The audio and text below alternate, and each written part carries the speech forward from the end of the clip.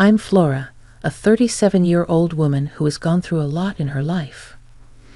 I was thinking about some of the most defining moments of my life the other day and remembered this incident, so I thought I'd share it with all of you. Let me introduce you to my husband, Phil. Phil and I share a deep love and understanding. We've always been there for each other through thick and thin. Despite the challenges we've faced, we've grown stronger together. I've never believed in the concept of a perfect marriage. There's always something that causes trouble in the relationship, you know? Well, for me, that something was Phil's mother, Mabel. Ever since I met her, I could tell Mabel didn't like me.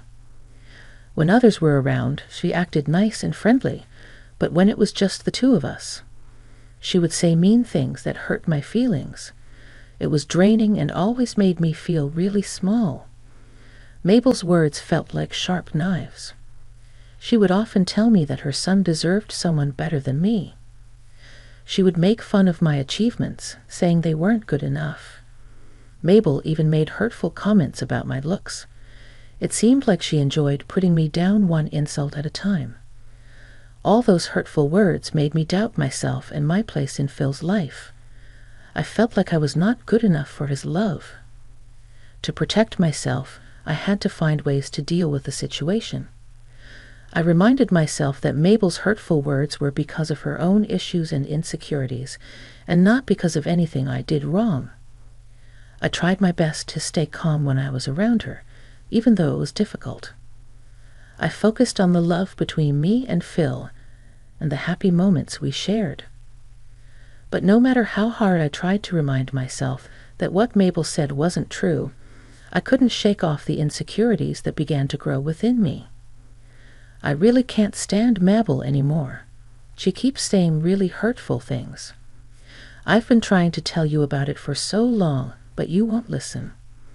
I'm struggling, so please just listen to me. Come on, babe. You're just making things up again. My mom would never do anything to hurt you. You're overreacting. No, I'm not making this up. It's been going on for a long time.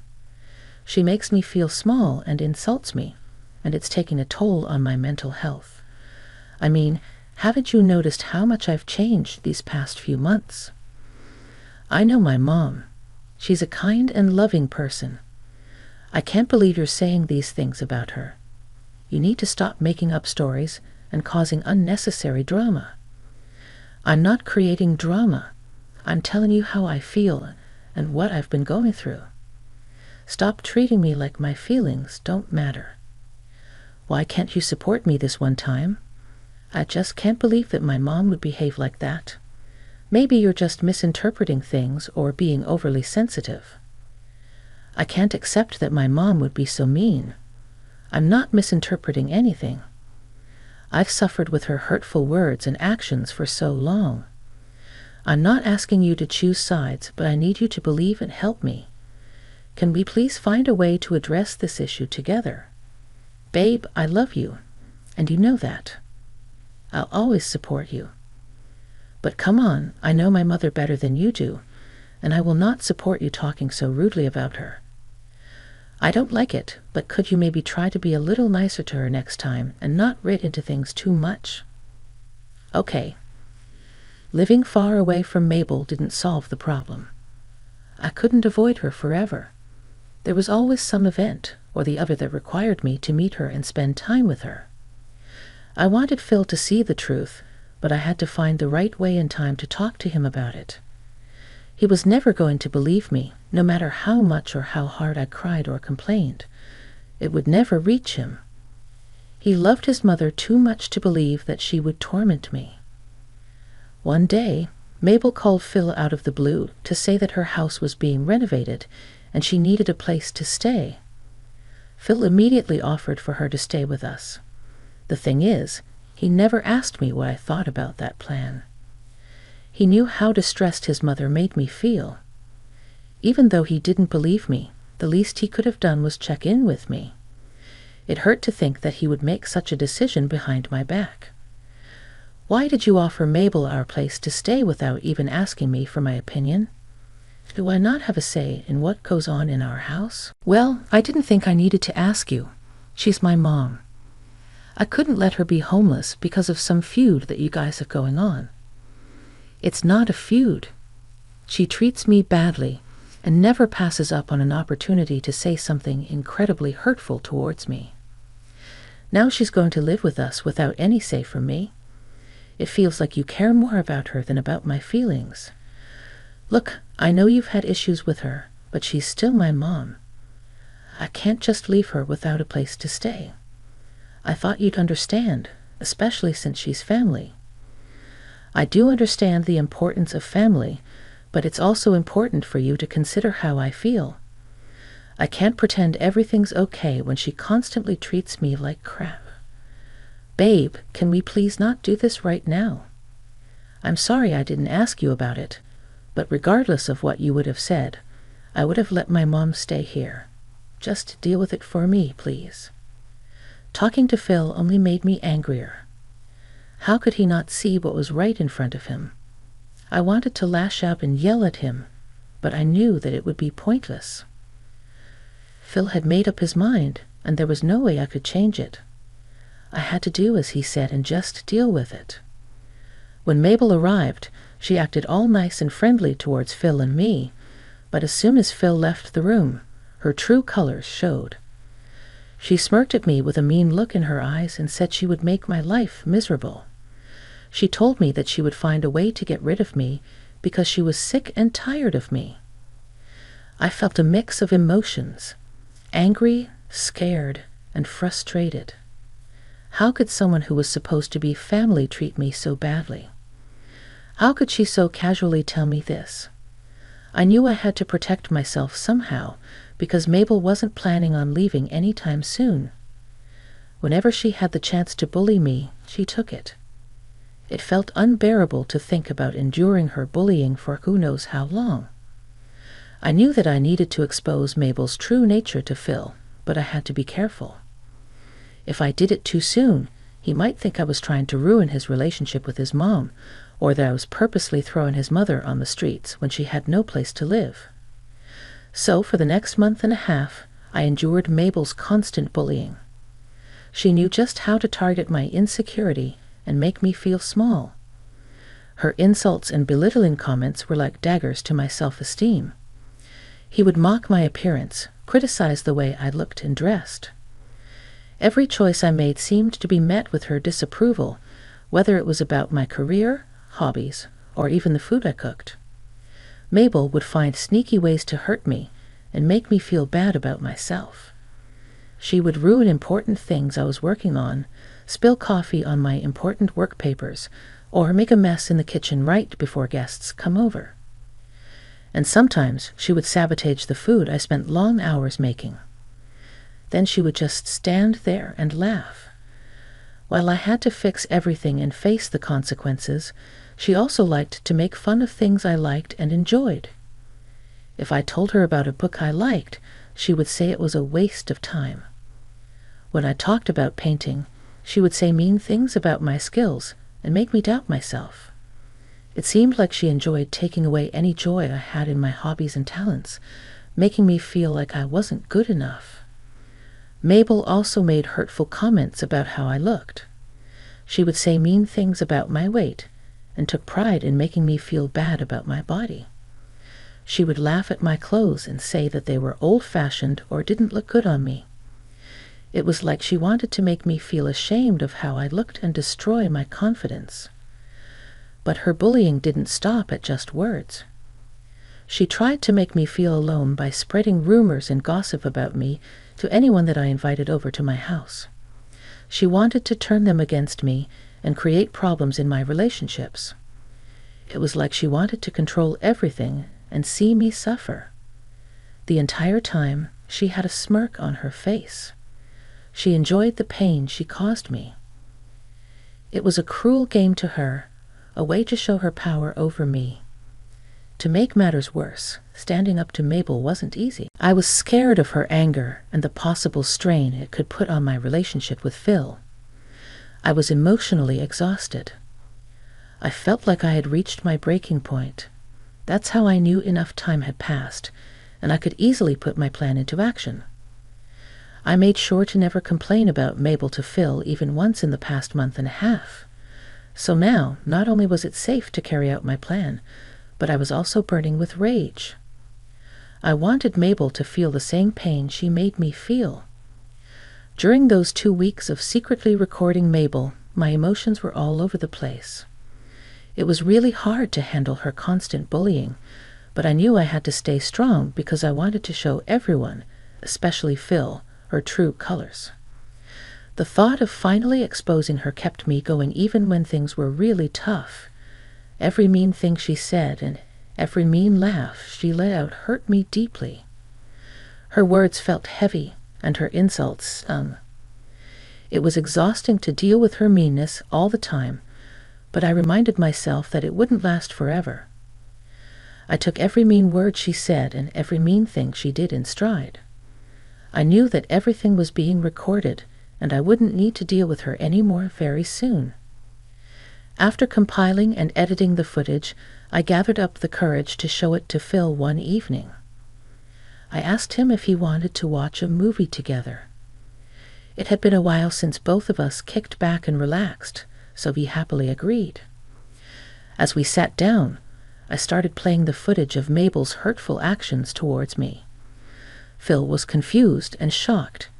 He watched with growing horror the way his mother treated me. He asked me to explain what I was showing him. Finally, I had his attention, and it was my chance to explain. Do you see what I've been trying to tell you about for so long? I've not been lying or making things up. I've been dealing with her antics for the past 2 months, while you've been happily unaware of everything. It was bad enough when she didn't live with us, but when you let her live here, I swear, babe, I wanted to leave. I had no idea. I thought you were just making it up. Why would I make it up? What would I get by making up silly stories? I don't know.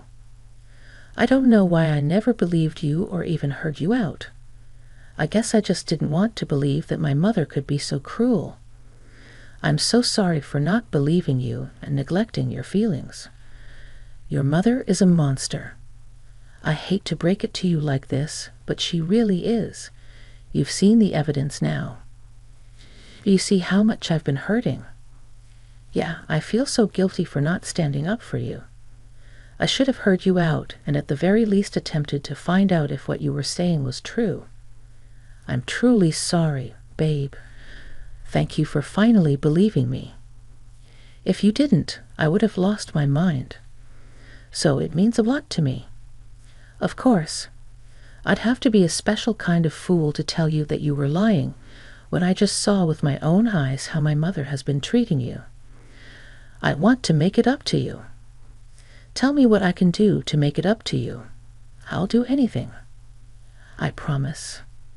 I want Mabel out of our house. I can't bear to live with her any longer. I would completely agree with that, but I still don't want her to be homeless. Her house is still undergoing renovations, and we don't know when it will end. Fine. How about we work out a compromise? Compromise? Yeah. I want you to get the name of the renovation company that's working on Mabel's place. I can definitely do that, but why do you want to know about that? I don't know, but my gut is telling me that Mabel is lying about it. Why would she lie, though? Did you just not see how happy she looked while tormenting me? Right, you're right. I'll get you the information. Just please forgive me. I'm sorry for what I did to you. It's okay, baby. I'll need some time to get over the things that Mabel did and said to me, but I'll be fine. And more importantly, we're fine. The next day, Phil casually chatted with Mabel during breakfast and found out the name of the company doing her renovations. I decided to take matters into my own hands and contacted the company to check on the progress. To my surprise, I learned the renovation had actually been finished 2 weeks ago, and they only had to work on 1 room. That meant that she did have a place to stay, but chose to come and live with us. If I was angry before, Then I was furious when I found out that Mabel had lied to us. She purposely stayed over at our place just to torment me. I immediately told Phil about this discovery, and he too got really upset that Mabel had lied to us about her living situation. He promised me that he would talk to her about her lies and how she treated me during dinner. When it was finally dinner time, I anxiously waited for Phil to talk to Mabel about her bullying, but nothing happened. I assumed that he would talk to her after we were done eating. After we finished eating, Phil offered to take our dishes in, leaving me and Mabel alone in the dining room. As Mabel began to say mean things to me, I had reached my breaking point. I couldn't take her bullying anymore. That's enough. I've had it. I will not tolerate your attitude anymore. I want you out of my house. I never want to see you again. How dare you? This is my son's house, and you have no right to kick me out. Let me make one thing clear here. This house is in both Phil's and my name. Do you know what that means? I have just as much rights as Phil to decide who lives here. Like I care. How dare you speak to me like this? I will make Phil throw you out of the house. You'll learn your lesson. Then what's going on? Why are you guys yelling? Flora yelled at me because I made a small mistake, and now she's asking me to leave Phil. She told me to leave both of you alone. Can you believe her? She's heartless. Oh, please, Mabel. Everyone in this room knows that you have a house to go back to. Your renovations have been completed for a while now. You're just here to make my life miserable because you enjoy doing it. She's lying, you know. I would never do anything like that. You know I don't have a mean bone in my body, Phil. This can't keep going on. I'm sorry, but Phil, you have to choose. I can't keep living with someone as heartless as her. So me or her? Phil looked wildly uncomfortable. He hated being put on the spot, but this was the perfect time for him to show me where his loyalties lay. If he chose Mabel, I would walk out of the house and never return to him. I hated to see him in a position where he felt so uncomfortable, but it was necessary for me and our relationship. Phil took his time and thought about how to gently respond and tell his mother to stop bullying me, but Mabel didn't give him a chance to speak up. Shall I ask Flora to start packing her bags then? No, Mom. You've got it all wrong. It's not Flora who should be leaving. It's you. What? What do you mean? Why are you choosing her over your own mother? I've been trying so hard to be nice and understanding, but you're making it so hard. I can't believe you do anything else other than lie. You've lied to me about not having a place to live and about Flora being mean to you. But, Phil, you know I would never do such a thing. Flora is just exaggerating and making things up. You know how delusional she can be. Enough. You are not allowed to speak of my wife that way. I've seen and heard enough evidence to prove that you've been lying to me. I know the truth now. Flora has suffered enough. Thank you. I want you to leave. But, no buts. This is not how we treat each other. I can't allow you to continue bullying Flora, disrespecting my relationship with her. You need to leave by tomorrow morning, and for everyone's sake, never come back.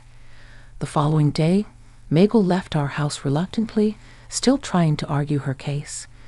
But Phil and I stayed firm with our decision. We no longer wanted her negativity or lies in our relationship. Even after she left, she kept trying to get in contact with us. But Phil and I decided that it would be best if we blocked her everywhere. Looking back on our journey, I feel relieved and like I've become stronger as a person. Phil and I have become even closer as a couple. The wounds from Mabel's hurtful words slowly but surely healed, and now our marriage is thriving without her toxicity. If you're going through something similar, remember that you deserve love and respect. Don't let anyone make you doubt your worth. Reach out for help from people who care about you. It's never too late to take a stand and take back your power. Let this story remind you that love and trust should always be at the center of your relationships. Phil and I have a strong foundation of trust and support. Although it's been a while since this incident, we're excited for the future because we know we can face anything together.